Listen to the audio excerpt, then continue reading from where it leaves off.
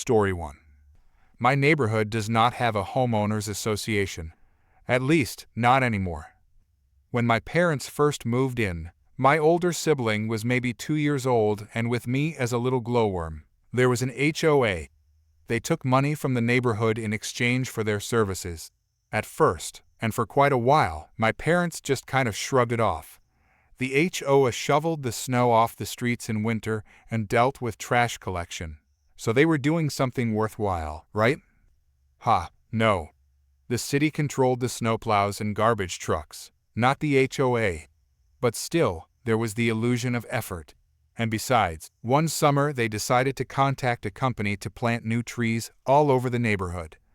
The fact that the company was owned by the son of the head of the HOA was totally coincidental. The trees were the beginning of the end for the HOA. Why? Well, my grandma on my dad's side was visiting when they came around to plant the trees. My grandma, who is a certified master gardener. And so she stared through the windows of our house as the guys planting the trees just dropped the saplings on the grass, still with their roots inside the bag they came in. No holes dug, no holes cut, just a bagged sapling lying on the grass like a pathetic and sad stick.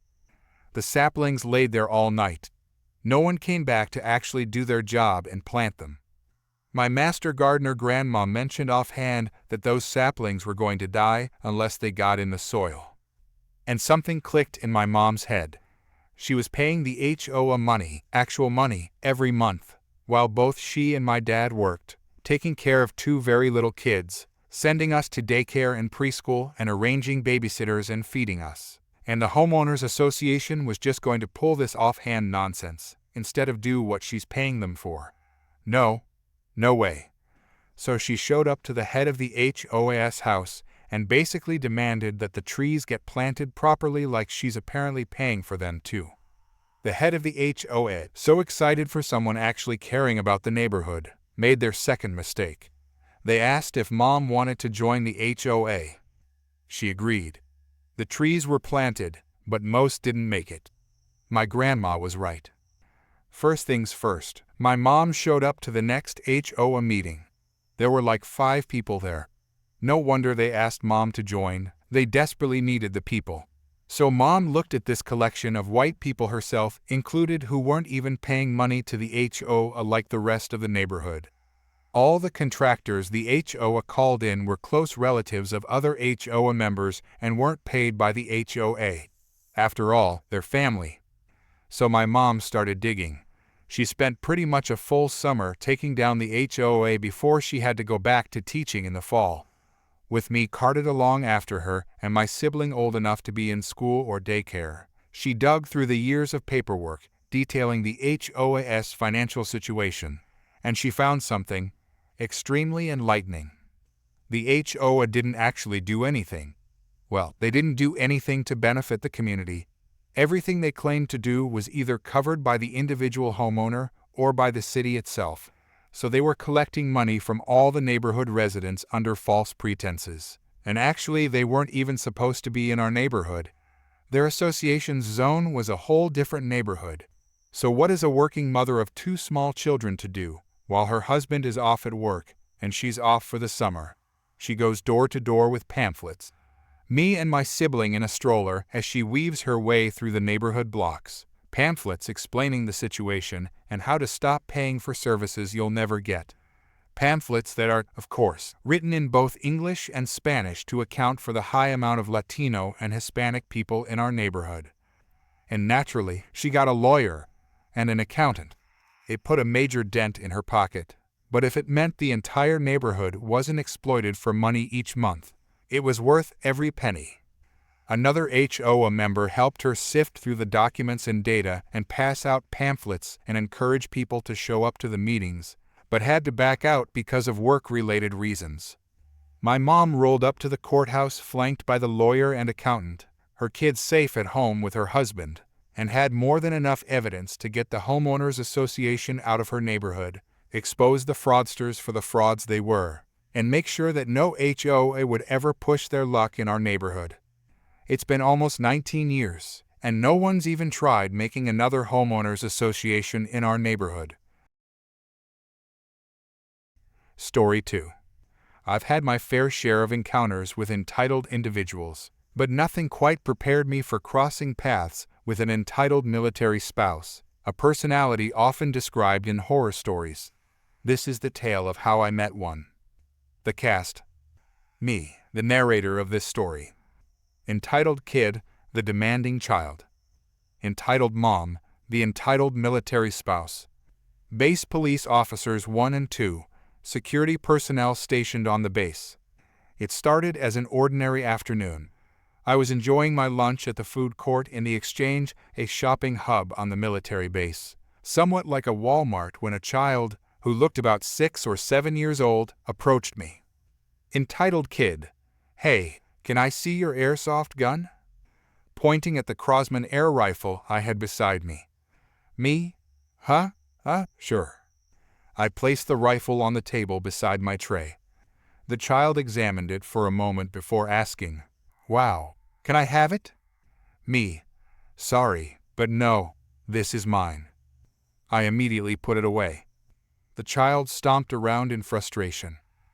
"But I want it," he yelled. I calmly repeated, "Sorry, but I said no. It's not a toy, and I don't think you're old enough to have one." He eventually left, whining all the way. Shortly afterward, 2 base police officers entered the food court for lunch. They grabbed food and sat at a table a few rows ahead of me, a detail that would later prove crucial. Minutes later, as I was cleaning up to leave, the situation escalated. A woman, who matched the stereotypical description of an entitled military spouse, approached with the crying child in tow. Entitled mom, "My son wants your airsoft gun. Can you give it to him?" Me. "As I told your son earlier, no. This is mine." Her demeanor quickly shifted from pushy to aggressive. "You're so selfish. You don't even need it." I calmly responded, "And I paid for it. It's mine. If he really wants one, you can buy him one. They still have a few inside." Entitled mom, "No, I checked, and they don't have any more of that model. Give it to him now." At this point, I was done with the conversation. "No, I'm not in the mood for this. I'm leaving," I said, attempting to walk away. But she blocked my path and made a grab for the box containing my airsoft rifle. Instinctively, I yanked the box away and simultaneously kicked her in the stomach to protect myself. She stumbled backward and fell about 5 feet away, shrieking in outrage. The child's cries grew louder, attracting the attention of the base police officers, who immediately ran over. Base Police Officer 1, "What is going on here?" In a commanding voice. The entitled mom, still on the ground, wailed, "He assaulted me." I quickly countered. She tried to steal my airsoft rifle. I acted in self-defense. In a dramatic twist, she accused me of theft. "Liar, you stole my son's airsoft rifle. I was just trying to get it back." One officer helped her up while keeping her restrained. The other turned to me and asked, "Is this true?" Me. "Of course not. She's lying, and I can prove it." I pulled out the receipt from my purchase, along with my debit card and military ID, and handed them to the officer. After verifying the receipt against my identification, the officer confirmed, "This receipt has the narrator's name on it." The officer apologized, saying, "I'm sorry you had to deal with this. Have a good rest of your day." I nodded. "It's fine. You too." The officers then turned their attention to the entitled mom. She was informed she was being detained for attempting theft. As soon as she realized what was happening, she began flailing and screaming, "You can't do this to me. My husband is a captain. I'll have you both in trouble." One officer firmly responded, "Ma'am, we saw everything that happened." With that, they cuffed her and escorted both her and the child away. I left the food court, but returned an hour later to exchange the rifle case I had bought, as it turned out to be the wrong size. Reflecting on the chaos of that afternoon, I couldn't help but shake my head at the audacity of some people. Story 3. Growing up, My brother was the family clown, always pulling voices, stunts, and antics that had everyone in stitches. He was shameless when it came to making people laugh. But behind his humor was a tough, protective side. He never hesitated to stand up for the underdog. And while he was a fighter, he was never a bully. Towering at 6'4" and weighing in at 220 pounds, he was built like an athlete and even tried out for professional football as a tight end. Fast forward 40 years, and after decades of undercover work in drug enforcement and bounty hunting some of the worst criminals in the country, he's become the grizzled, middle-aged guy who's been beaten down by life but never defeated. This story takes place during a visit to our mother's home on the southeastern coast. We were at the local Piggly Wiggly grocery store picking up some supplies when the chaos began. At the checkout line, a woman entered the scene, a quintessential Karen from New Jersey. She was in her mid-40s, short and skinny, with an exaggeratedly sour expression and a teased black hairdo that screamed attitude. She stormed to the bagging end of our line and shoved a $20 bill in the face of the young cashier, demanding change. The cashier, a soft-spoken and polite young woman, explained in a timid voice that she couldn't give change and directed Karen to the customer service desk instead. Karen, predictably, wasn't having it. She escalated in the way only Karens can, louder and nastier with each passing second. "I need to get filtered water. You need to give me change now," she barked at the poor cashier, her tone dripping with condescension. The cashier, clearly shaken, repeated her response in an even quieter voice. After several rounds of this, the young woman looked close to tears. That's when Karen crossed the line. "It's not my fault you're so fat and stupid that you have to work here. Now give me change." The cashier, blinking back tears, was unable to respond. Enter my brother. My 55-year-old, 6'4" brother took one step forward, towering over Karen, and unleashed a bark. Not a small, playful bark, but a loud, deep-chested, obnoxiously aggressive bark, the kind that shakes the air and silences a room. Karen, stunned, tried to retaliate verbally, but every time she opened her mouth, my brother barked again. This cycle repeated 3 or 4 times before Karen, visibly rattled, retreated to the customer service desk in defeat. By this point, the shoppers and the young cashier were laughing uncontrollably, their shared distaste for Karen's behavior melting into camaraderie. As Karen stalked off, the cashier managed to finish ringing us up. My brother handed her a $20 bill and said, "This is for dealing with all the jerks." The girl started crying, overwhelmed with gratitude. For her, that $20 was likely the equivalent of 4 hours of hard-earned pay. But of course, my brother wasn't done. As we exited the store, we noticed Karen at the service desk, berating the employee there. My brother, unable to resist, began barking at her again. Karen tried to argue with the service employee, but every time she spoke, another barrage of barking drowned her out. Finally, she gave up, grabbed her change, and stomped off toward the exit. Outside, we watched her wrestle an empty water jug out of the back of her fire lane-parked Cadillac Escalade. Clearly, she needed the change for the filtered water machine. When she spotted my brother again, she was, true to Karen form, determined to have the last word. She turned to yell at him, but, you guessed it, he drowned her out with barking until she admitted defeat once more. As we got to my car, my brother was in a state of pure joy, laughing so hard that tears streamed down his face. He begged, "Drive by her car." I obliged, and as we passed her Cadillac, he rolled down the window, leaned halfway out, and barked at her all the way through the parking lot. Karen, now completely incensed, ran out into the lot and took a picture of my license plate. I can only imagine the response of the police when she tried to explain that she wanted to file a report because someone barked at her. Knowing her, she likely exaggerated the story into a wild tale of harassment or worse. But what she probably didn't realize is that Southern law enforcement officers are just as tired of Karen-like antics as the rest of us. In the end, my brother's impromptu barking act wasn't just a stand against Karen. It was a moment of comedy and relief for everyone in the store.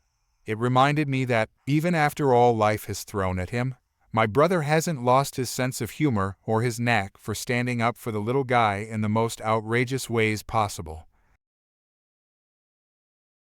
Story 4. As a head cashier at Home Depot, I've been dealing with the increasing challenges of a high-volume store that recently remodeled its front end. The changes introduced entirely self-checkout registers, referred to as assisted self-checkout, where the expectation is for cashiers to actively assist customers. This includes helping with transactions of 6 or more items, high-ticket items, or anything that could potentially hide other items, all while aggressively pushing credit card applications. The trouble began when we started falling behind on our credit card application goals. To fix this, my supervisor decided last week that all cashiers, including head cashiers, must remain physically stationed at registers at all times. We were explicitly told not to check the schedule for breaks or ensure cashiers clocked out on time to avoid overtime.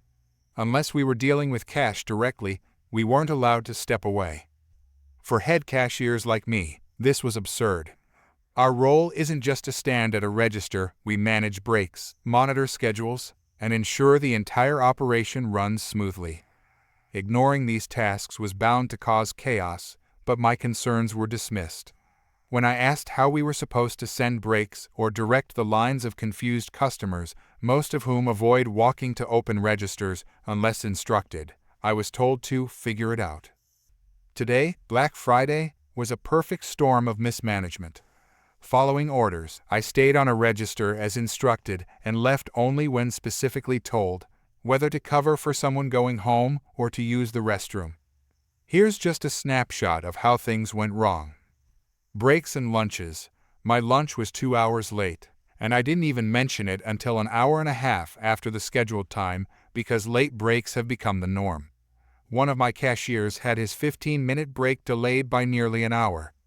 I apologized, explaining I wasn't allowed to check the schedule, and sent him. He had to double-check with the supervisor because that would leave 2 registers unmanned, a situation I'm supposed to prevent as a head cashier.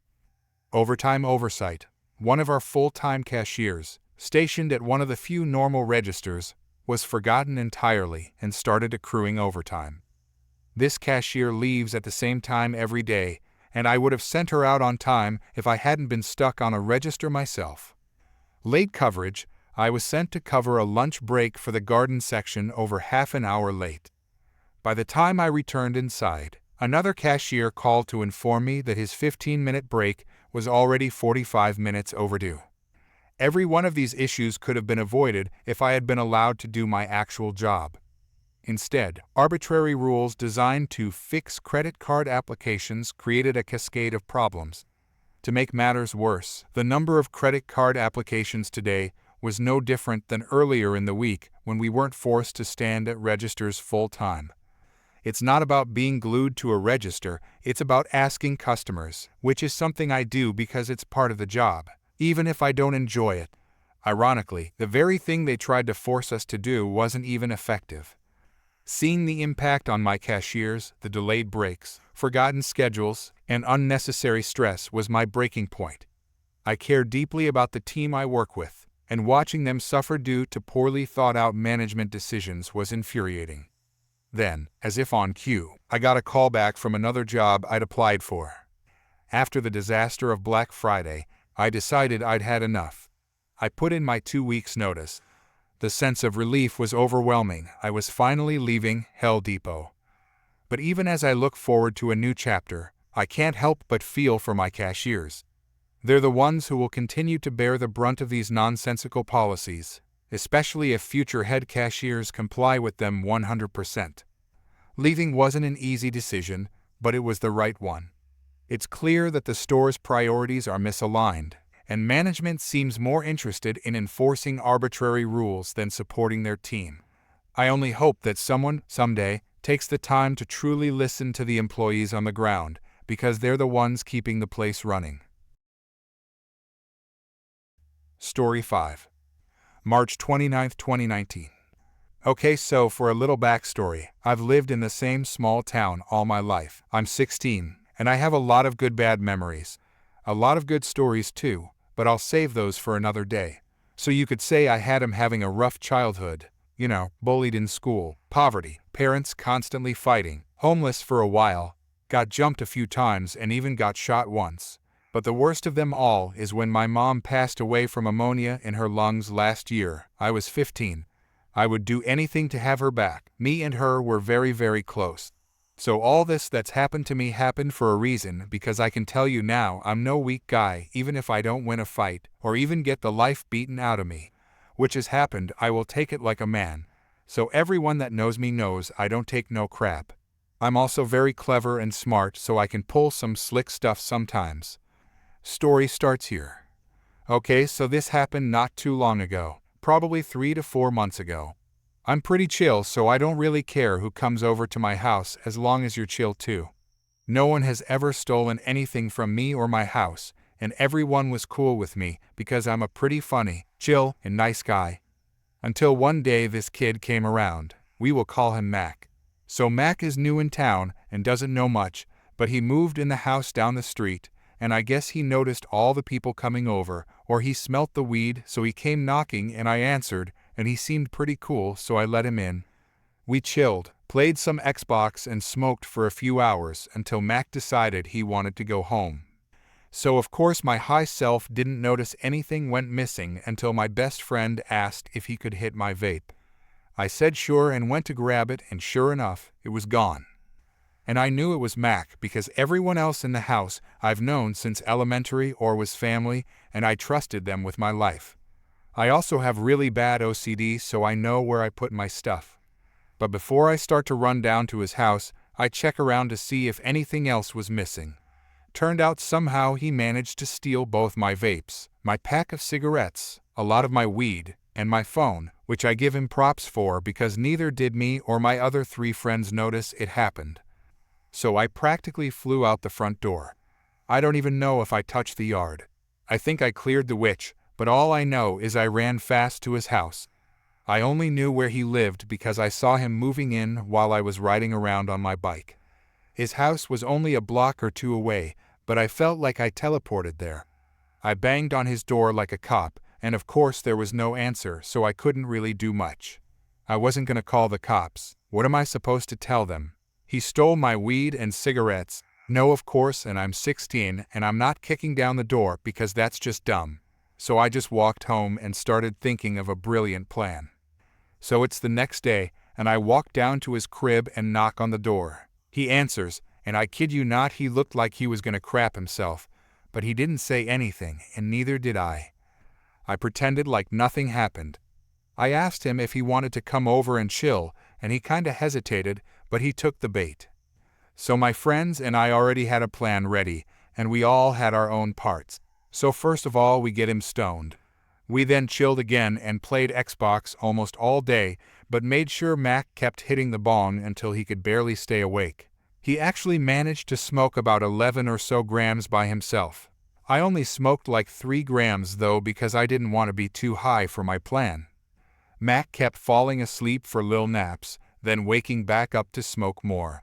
So my friends did little small pranks like cut chunks of hair off and draw weird stuff on his face. He actually woke up while I was drawing something on him, but he was so stoned he did not care. So I asked him if he wanted a beer, and he said yes, so I went into the kitchen, grabbed a Bud Light, opened it, and poured a decent amount of dish soap in it. You'll see why I did this later. I handed him the beer, and he just completely ignored the fact it was already opened and downed it. Our next move was to get Mac in public, which was really hard as he's on the heavy side, and he didn't want to go anywhere because he was pretty screwed up. We weren't though, we just pretended like we were so he didn't suspect anything. It literally took us like 10-20 minutes to convince him to come with us to town to show him around. We took him to the local Walmart in town, and we started playing Truth or Dare, which was a part of the plan. We dared him to go in and steal a candy bar. Now remember, he is drunk and high, and he has weird drawings all over his face, and his hair is just completely messed up. He looked like a crackhead. Max said yes without even thinking, but what he didn't know was that his buddy was working up there at the time, and we told him to bust Mac. I kinda wish that the plan worked out, but apparently he didn't even make it to the candy. All I heard is that he just passed out and crapped himself. Dish soap. He was arrested for all kinds of stuff.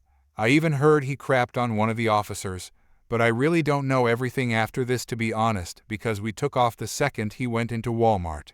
He tried to stick it to us, but no one believed him. The cops did come over, but we were little angels and didn't know anything. To this day, I don't know where Mac is. I really don't care. He could still be in jail for all I care. I never got my stuff back, but I really don't care. I actually ended up mowing Mac's parents' yard for some money and bought a new phone with the money I got from them. I know I could have asked Mac's parents if my stuff was in there somewhere, but I didn't want them to know I ever knew their weirdo son. Actually, I probably shouldn't even be telling this story, but I couldn't resist. Story 6. In the middle of January 2019, I experienced a health decline due to an illness triggered by being switched from a statin drug that had been working well for me to one that was less compatible with my body. As a result, my muscles were slowly deteriorating from dehydration, even though I was still alive. I might have gone into too much detail here, but I believe this information is important for the context of the story. I can't speak for other states, but here in Florida, rehab for individuals recovering from various illnesses, at least for seniors, is often provided in nursing homes. A common issue in nursing homes is that some staff members seem to think that all residents are just waiting to die. At the time, I was 63 years old and far from ready to simply wait for death. Now, let's get into the heart of the story. I had been in rehab for a couple of months and had regained much of my strength. It's time for me to introduce the characters. Me refers to myself. Dawn is the director of nursing. There's the lazy certified nursing assistant, and the doctor's receptionist. There won't be much dialogue, but I feel it's important to lay out the cast. One day, I had an appointment with a new doctor, whose office was about 30 minutes away across town. The appointment had been scheduled just before I was cleared to stop using a wheelchair and switch to a rollator-type walker. Since this appointment was important, I made sure to be ready and waiting in the dining room day room at a highly visible location. I didn't know at the time that assistant, who was visible from where I was sitting in the wheelchair, would be the one driving me. I had been ready for over an hour, making sure I would be set to go as soon as the driver was ready. Keep in mind, this was my first visit to the doctor, and doctors' offices always require extra paperwork for new patients. I sat there waiting until about 15 minutes before the appointment. At that time, I had no idea where the doctor's office was, so I assumed that the driver, who I still didn't realize was assistant, knew how long it would take to get me there. Assistant then approached me. Assistant, are you ready to go? Me. I've been ready for around an hour now. Assistant. Okay, I just need to bring the van up. Remember, I was in a wheelchair, so not only did she need to bring the van to the door, but she also needed to load me up and secure the chair properly. After loading me up and securing me in the van, we left the facility for the 30-minute ride to the doctor's office. We arrived at the doctor's office over 15 minutes late. I was wheeled up to the window and handed over my paperwork. At this point, I should note that assistant doubted my ability to hold the paperwork from the van to the receptionist's window.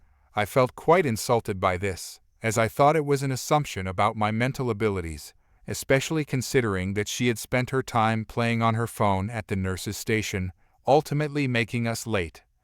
While sitting in the waiting room, I heard my name being called. I wheeled myself over to receptionist's window. Receptionist. Mr. Me. I'm sorry, but you arrived too late. Me? Late? How much late? I asked, already knowing I was at least 15 minutes late. Receptionist. Well, you were more than 15 minutes late, and that's too late. It's our policy. Me. So, I won't be seen today? Receptionist. Sorry.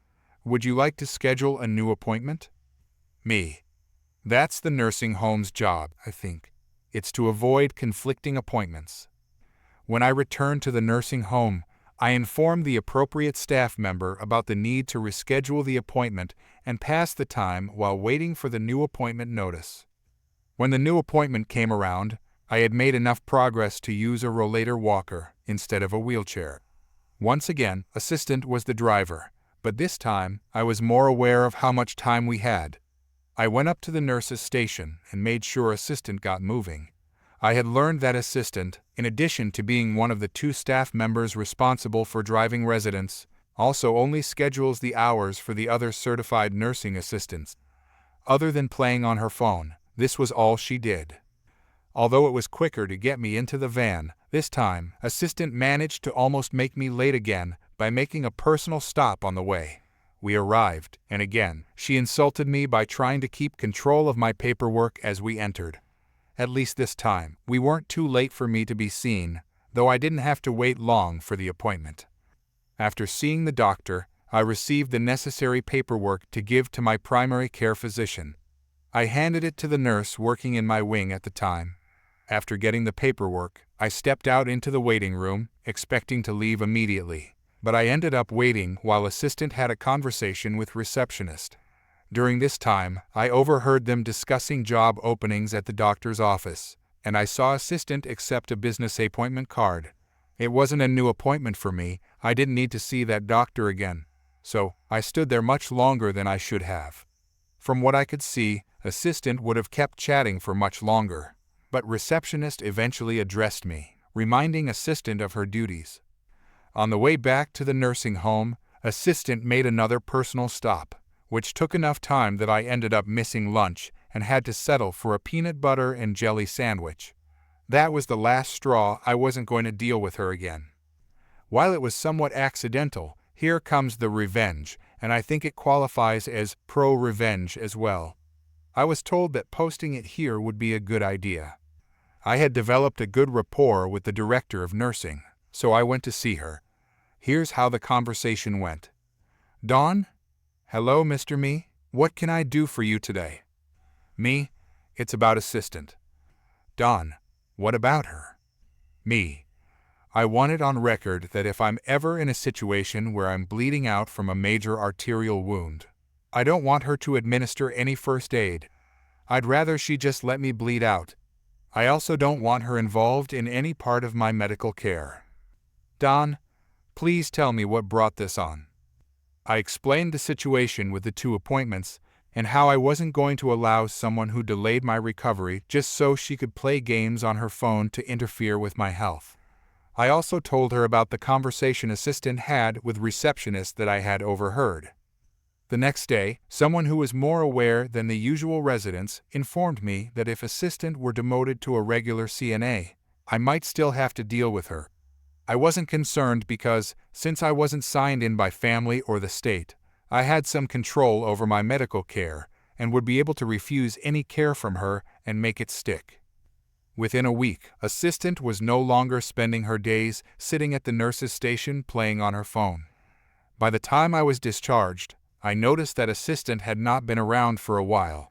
She had likely lost her cushy job status, and perhaps even her job entirely. Story 7. I just remembered this and thought I'd share it. FYI, this story took place when I was around 18 or 19 years old. I lived in the UK, so drinking is legal at that age. My friends and I had gone to a club one weekend for some drinks. We were all having a good time and getting a bit tipsy. Well, as I went to get another drink from the bar, this guy barged into me with his shoulder. I could tell he was already a bit drunk and looking for trouble. I'm fairly tall and strong, so when he barged into me, I wasn't affected. He clearly wasn't happy with that and decided to try again. This is where he messed up. He took a step back, clenched his fists, lowered his body, and began running towards me, trying to build up enough momentum to make an impact. As he ran towards me, I pivoted my body 90 degrees and let all the force he had built up release into the air behind me. He lost his footing and fell into a group of girls. This wasn't my intention. I was just trying to avoid him in the moment. I quickly stepped behind a pillar and peeked out from behind it to see what would happen next. Well, after he crash-landed into the girls, chaos broke out. The girls started shouting at him and hitting him. Within 20 seconds, the security guards appeared, grabbed him, and dragged him away. All the while, he was looking around, likely trying to find me and maybe blame me for what had just happened. After that, I just went on to get my drink and returned to my friends with this story.